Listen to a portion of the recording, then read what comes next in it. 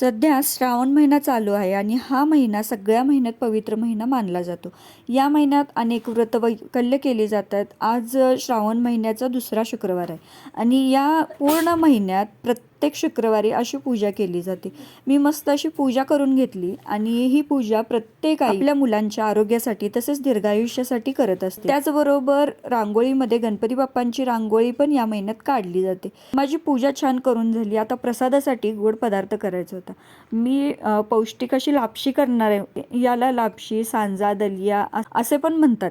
तुम्ही याला काय म्हणता मला नक्की कमेंटमध्ये सांगा।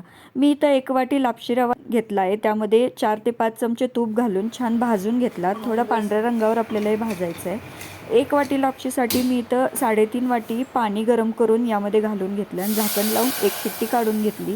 छान अशी लापशी शिजलेली आहे आणि आता यामध्ये 1 वाटी गूळ, ड्रायफ्रूट्स तुमच्या आवडीनुसार तुम्ही कोणतेही ड्रायफ्रूट्स घालू शकता। मी इथं काजू, बदाम, बेदाणे घालून घेतलेले आहेत। छान मिक्स करून घेतलं आणि त्यानंतर यामध्ये जायफळ खिसून घालायचं, सुंठ पावडर, वेलची पावडर घालून 2 मिनिटं शिजवून घ्यायचं। मस्त अशी लापशी आपली तयार झालेली आहे। याबरोबर मी मुलींच्या आवडीचा पनीर पकोडा केला होता। अशा छान छान व्हिडिओजसाठी आपल्या चॅनलला सबस्क्राईब केलं नसेल तर सबस्क्राईब करा।